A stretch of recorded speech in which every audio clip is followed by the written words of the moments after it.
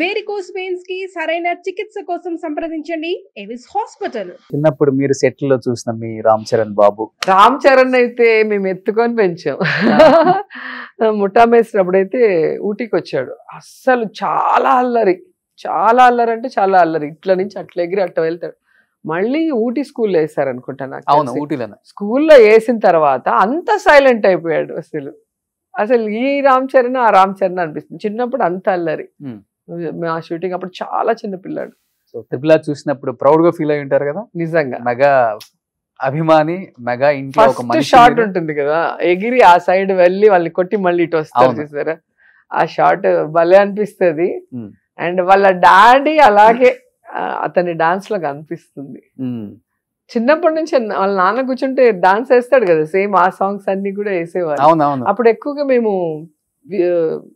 చెన్నైలో నవీన్ ఇంటర్నేషనల్ పక్కన ఉండేది సార్ వాళ్ళ ఇల్లు. అక్కడికి రెగ్యులర్ గా వెళ్ళే వాళ్ళం. చాలా సార్లు వెళ్ళి బర్త్డేస్ కానీ లేదంటే వాళ్ళ సిస్టర్స్ మ్యారేజెస్ కానీ అన్ని మేము దగ్గర ఉన్నాం. అప్పుడు యాజ్ ఇట్ ఈస్ ఉంది ఆ హౌస్. నేను రీసెంట్ గా హోమ్ టూర్ చేశాను. ఓకే అలానే ఉంది, ఏం కదలేదు. అప్పుడు రెగ్యులర్ గా వెళ్ళే వాళ్ళం.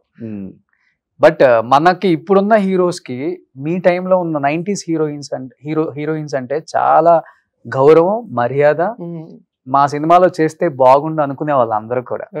సో డెఫినెట్ గా మీరు చెప్పారు కాబట్టి వాళ్ళ చెవున ఈ వీడియో పడిందా, మళ్ళీ వాళ్ళ కాంబినేషన్ రాజకీయాలకు అతీతంగా ఆలోచిస్తే మంచి క్యారెక్టర్స్ ఇవ్వచ్చు. ఇప్పుడు మీకు తెలిసిందే కదా, రాజకీయాలకి సినిమా ఇండస్ట్రీ కూడా ముడిపెట్టేశారు. ఉంది, మీకు తెలుసు కదా.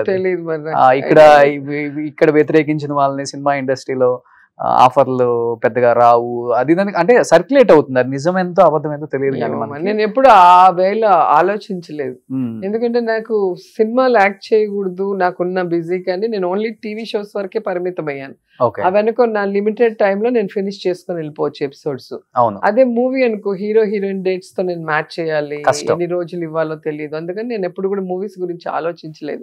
కాబట్టి ఎవరు ఇస్తారు ఎవరు ఇవ్వరు అనేది ఐడియా లేదు. ఇప్పుడు తెలుస్తుంది కదా, ఈ 6 months లో మనకి ఒక ఐడియా వస్తుంది. తొందరలో ఎన్టీఆర్ గారు అత్తగా అయితే బాగుంటారేమో, మహేష్ బాబుకి అమ్మగా అయితే బాగుంటారు, ప్రభాస్ కూడా అమ్మగానే బాగుంటారు. అక్క వదిన అనుకోండి. So okay. సో రోజా గారు బాగా మెయింటైన్ చేస్తున్నారండి.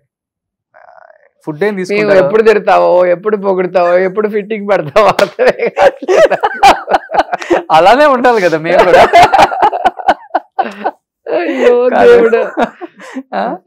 మరి జర్నలిస్ట్ అంటే అలానే ఉండాలి కదండి. బాగా వంట పట్టాయి జర్నలిస్ట్ లక్షణాలు, బాగా వంట పట్టాయి.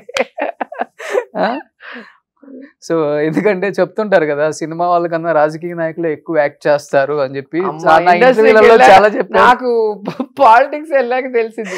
మా ఆయన అంటాడు, నువ్వు సినిమాలో ఆర్టిస్టే కానీ పాలిటిక్స్ లో నువ్వు పూరా ఆర్టిస్ట్, ఒక్కొక్కడు ఏం పర్ఫార్మ్ చేసి ఇలాంటి అంటాడు.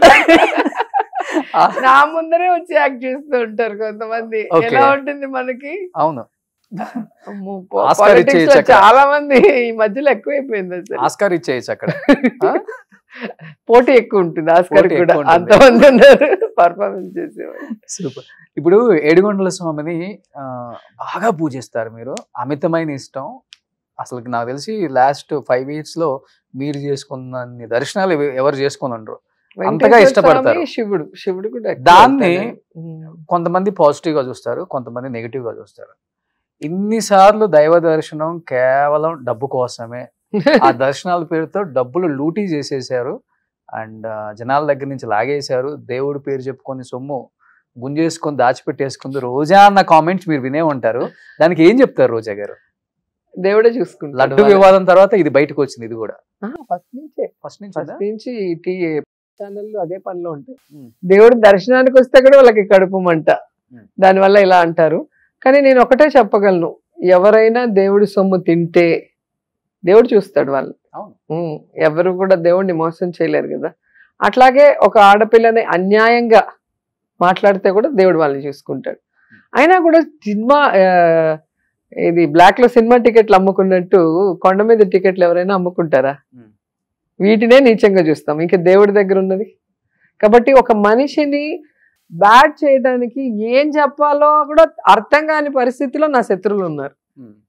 ఏం చెప్పాలో అంటే ఏ విధంగా ఈమె మీద నింద వేసి జనాల్ని కన్విన్స్ చేయాలి, నమ్మించాలి అనే దాంట్లో ఎంత దిగజారిపోతున్నారో అనేది ఈ విషయంలోనే మీకు అర్థమవుతుంది. ఎందుకంటే ఒక్క తిరుమలకే కాదు, నేను వారణాసికి వెళ్తాను, ఉజ్జయినికి వెళ్తాను, అన్ని దేవుళ్ళ దగ్గరికి వెళ్తాను. మరి అక్కడ ఎందుకు టికెట్లు అమ్ముకోవట్లే, ఇక్కడ అమ్ముకునేదాన్ని అయితే? అంటే భగవంతుడి మీద భక్తి ఉన్నా కూడా వీళ్ళకి బాధే. దాన్ని కూడా నెగిటివ్ చేయడానికి ఎంత దిగజారిపోతున్నారో మీరు ఒకసారి ఆలోచించుకోవాలి. అండ్ రెండవది, అది ఒక నమ్మకం. నేను ఎప్పుడు కూడా దేవుడి దగ్గరికి పోయేది ఎందుకంటే నాకు ఇది కావాలని అడగను. అక్కడ అందరూ కూడా పాజిటివ్గా ఆలోచిస్తారు. గుళ్ళోకి పోయినప్పుడు ఒక పాజిటివ్ మైండ్తోనే ఉంటాడు ఎంత చెడ్డోడైనా.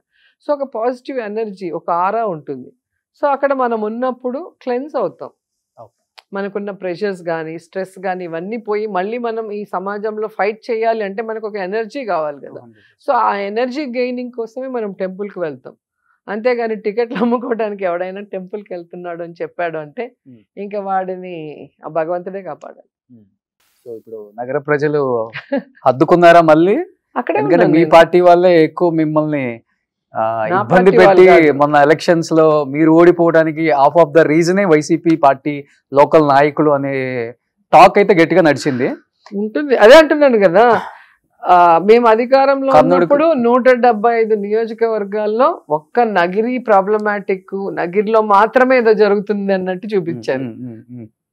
కానీ ఇప్పుడు చూసాం కదా అన్ని బయటకు వస్తాయి. మీకైతే టికెట్ రానివ్వకుండా చాలా మంది మీ పార్టీ వాళ్ళే అదే కదా పాలిటిక్స్ అంటారు కదా. పాలిటిక్స్ లో పవర్ గేమ్ ఉంటుంది ఎప్పుడు కూడా. ఎవరైనా బలమైన వాళ్ళని ఎలా అడ్డు తొలగించుకోవాలా అనేది ఏ పార్టీలోనే ఉంటుంది. అది మా పార్టీ మీ జిల్లా నాయకులు చేశారంటారా లేకపోతే ఎవరైనా స్టేట్ మీద ఉందంటారా ప్రభావం మీ మీద? ఇప్పుడు టీడీపీలో నేను ఉన్నప్పుడు, నేను ఎమ్మెల్యేగా గెలిస్తే అప్పుడు చంద్రబాబు నాయుడు గారికి నా మీద ఉన్న నమ్మకం, నేను కంబైన్డ్ స్టేట్ లో తిరిగా కదా, ఆయన సీఎం అయ్యారు 98లో. అవును. సో ఆయన నాకు ఎక్కడ పెద్ద పదవి ఇచ్చేస్తాడో, అప్పుడే మంత్రి ఇచ్చేసి నేను ఎక్కడో ఎదిగిపోతానన్న భయం ఉండేది వాళ్ళకి. ఓకే. సో దాంతో నన్ను ఓడిచ్చేస్తే అసలు అడ్డమే లేదు కదా అనుకున్నారు. సో అది ఎక్కడైనా ఉంటుంది పవర్ గేమ్ అనేది. ఎప్పుడు కూడా జూనియర్స్ దాటిపోవాలి అంటే కొంచెం కష్టం ఉంటుంది. ఇప్పుడు నేను కూడా సీనియర్ అయిపోయాయి కాబట్టి ఈసారి గెలిస్తే చిత్తూరు జిల్లాకి మీరే బలమైన నాయకురాలు అవుతారా? అట్లెందుకు, చాలా మంది ఉన్నారు సీనియర్ నాయకులు. ఎవరున్నారు? పెద్దిరెడ్డి గారు ఒకళ్ళే. పెద్దిరెడ్డి గారు ఉన్నారు, నారాయణ స్వామి గారు ఉన్నారు, కరుణాకర్ రెడ్డి గారు ఉన్నారు. వీళ్ళందరినీ దాటి జగన్ దాకా వెళ్ళి ఏదైనా సమస్యని చెప్పే అంత చనువు రోజాకు ఉంది. కొంత అనగదొక్కాలనే ప్రయత్నం జరగలేదా మొన్న ఎలక్షన్స్ లో? నిజంగా చెప్పండి. మీరేంటండి, ఏ పార్టీలో అయినా కూడా, నేననే కాదు ఎవరైనా కూడా పవర్ గేమ్ లో వచ్చి నేనే టాప్ లో ఉండాలి, నేనే సీఎం కి దగ్గరగా ఉండాలి అనేది ఎప్పుడు జరుగుతుంటుంది. అది ఒక రన్నింగ్ రేస్. పులి మీద సవారీ అంటారు కదా, దిగితే మనం తినేస్తుంది. మనం సవారీ చేస్తూనే పరిగెత్తుండే. వితౌట్ అపాయింట్మెంట్ వెళ్ళే అంత చనువు ఉంది సీఎం గారి దగ్గరికి, రోజా గారికి దగ్గర అయినా వితౌట్ అపాయింట్మెంటే వెళ్ళాను నేను ఉన్నంత వరకు కూడా. ఎందుకంటే నేను ఎప్పుడు ఏ అబ్లిగేషన్ పెట్టుకోను, నా పర్సనల్ అబ్లిగేషన్. నేను ఈ పార్టీలో ఉన్నా కూడా నా కాన్స్టిట్యూన్సీ, అప్పుడంటే కాన్స్టిట్యూన్సీ లేదు నాకు. ఇక్కడ ఉన్నప్పుడు 2 సార్లు ఎమ్మెల్యే గెలిచినప్పుడు నా కాన్స్టిట్యూన్సీ డెవలప్మెంట్ మీద అడుగుతాను తప్ప నాకు అది కావాలి ఇది కావాలని ఏ రోజు అడిగింది లేదు.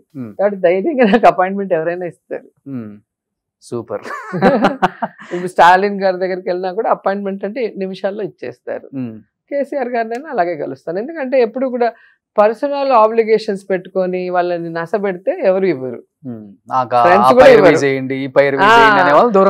నాకు వర్క్లు ఇవ్వండి, నాకు మైండ్లు ఇవ్వండి, నాకు అది ఇవ్వండి, ఇది ఏంటంటే ఎవడైనా